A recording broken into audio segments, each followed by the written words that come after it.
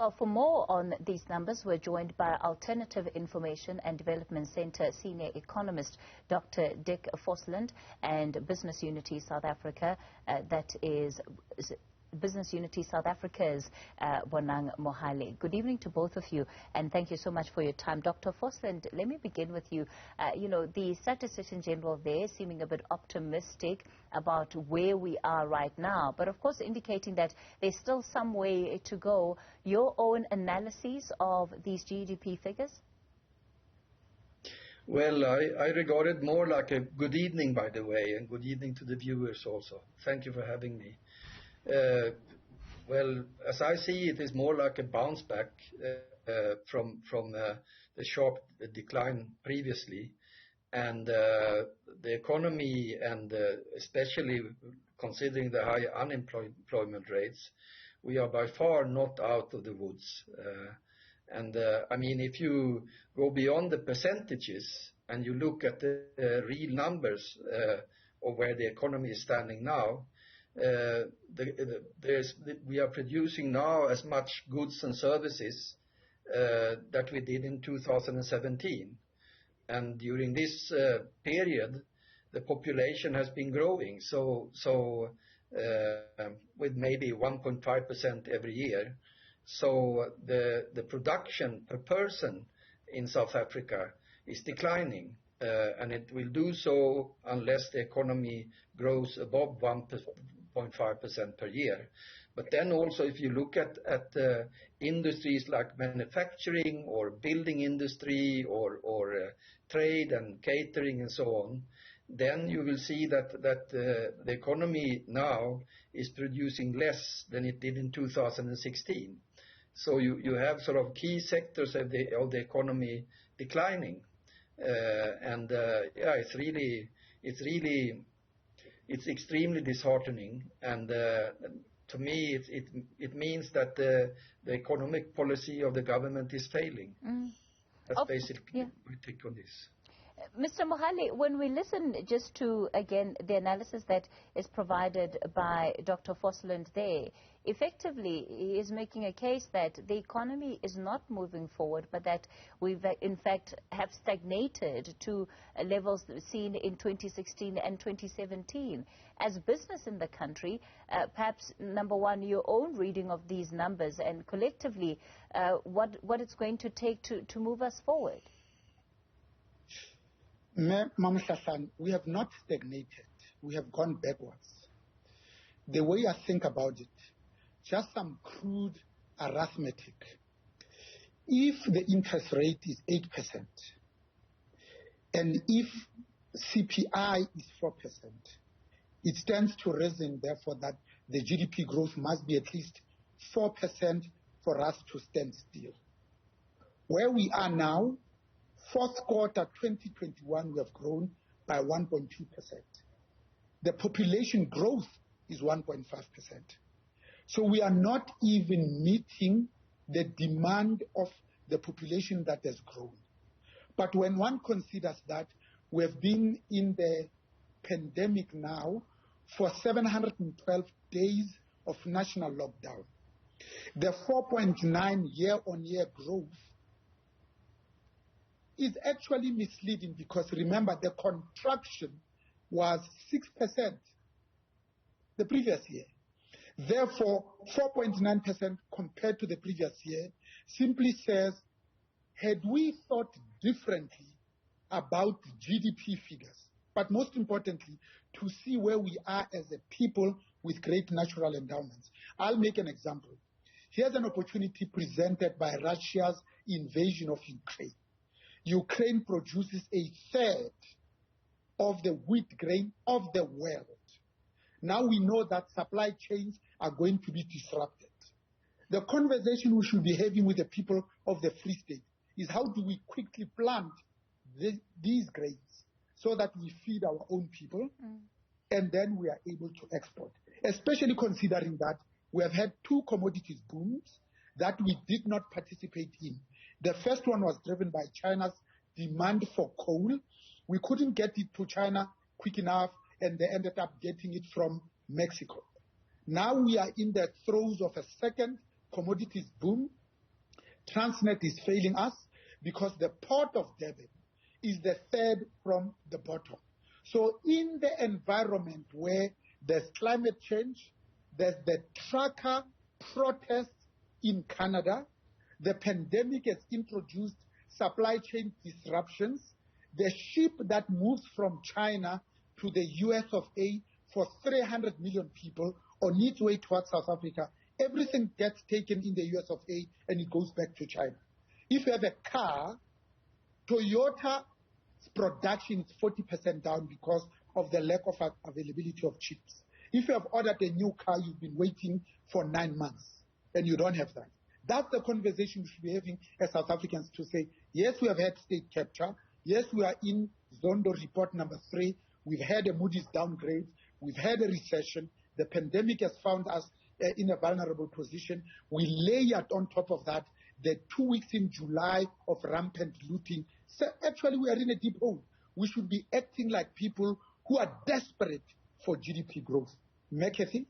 Dr. Forslund, ultimately seeing these numbers is also about how they translate meaningfully into the lives of South Africans. And just upon these reflections, many people then will ask themselves, well, what does this mean for me if I have been unemployed for the last 3 years, if I can maybe begin at 2017? These figures, what do they say about my probable employment prospects going into the future? Yeah, that is a very good question. And I mean, we must remember the history here also. South Africa had growth rates above 3% per year in the early 2000s, in the beginning of this century. But unemployment continued to grow. It was so-called jobless growth. And there's nothing with the policy we are seeing now that will change this state of things.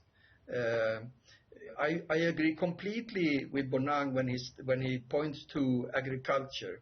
If you look at the numbers from Statistics South Africa today, you will see that agriculture, fishing, and forestry is one of the few exceptions. If you compare back how large this economy was compared to 2016, it has grown.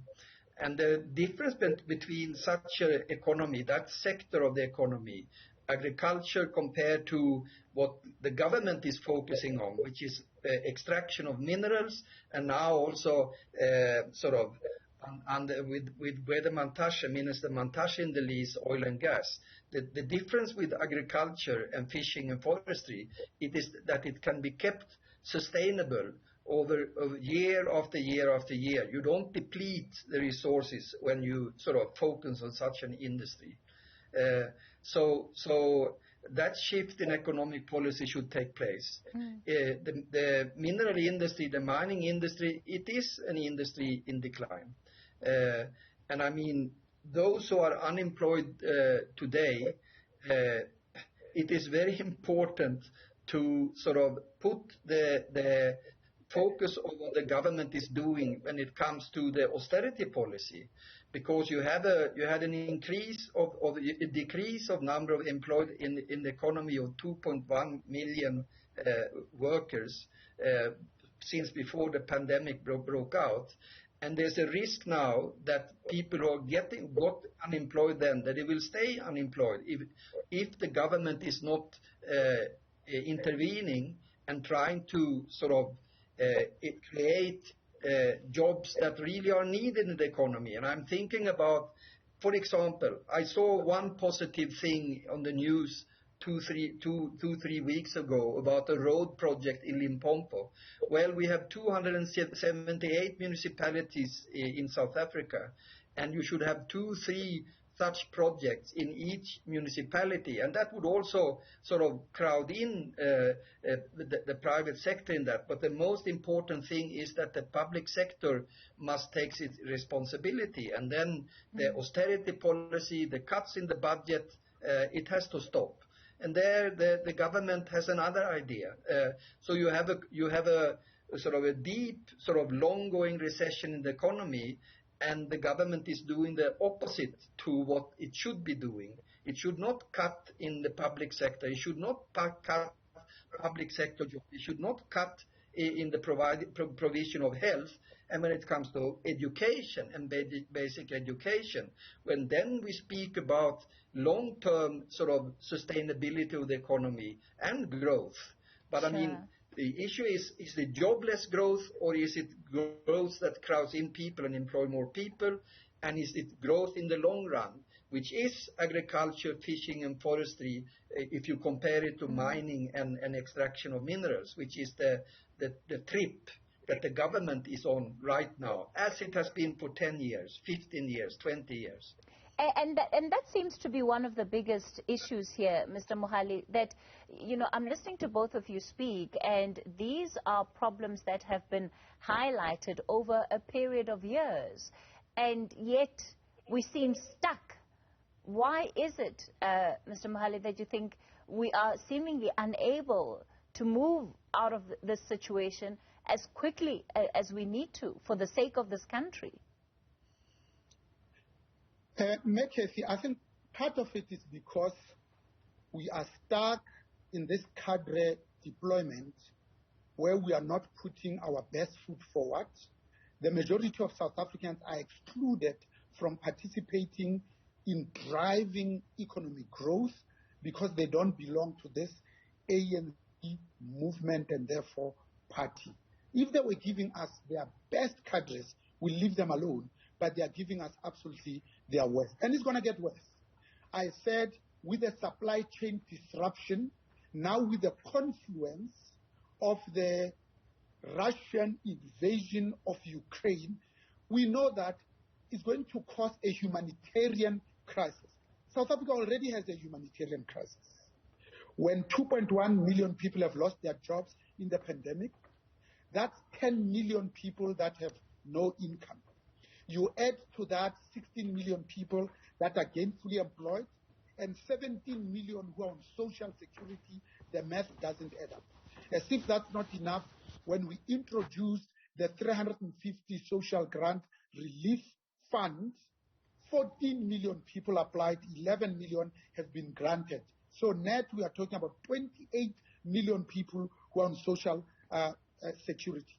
In fact, it gets worse because more than half the South Africa's population, 46% to be precise, is actually on social security. So who's going to produce the goods and the services that will make us globally competitive? But we are now going to see food prices going up. We are going to see energy prices going up. In here I'm talking about electricity and fuel. I'm not even talking about the Sapref refinery that is responsible for 35% of our liquid fuels need, that produces 180,000 barrels per annum, the biggest refinery, purely and simply because of regulatory uncertainty and policy instability. With that result, I think let's get our loins in anticipation for more social unrest and for increased extremist activism. I think what needs to be done, we have said as business that we are prepared to work with this ANC-led government in amongst a number of things in driving probably economic growth.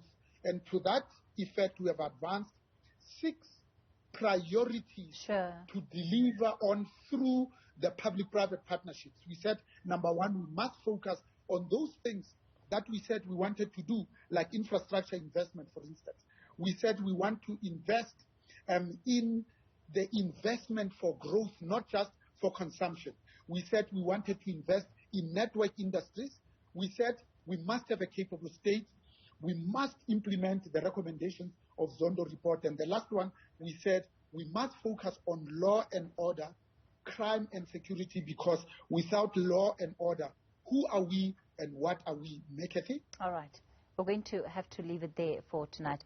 Unfortunately, very, very depressing, the outlook that both of you have painted for the picture tonight. I mean, the picture that you've painted for the future of this country, at least in the short to medium term. A senior economist at the Alternative Information and Development Center, Dr. Dick Forslund, and President of Business Unity South Africa, Bonang Mohale.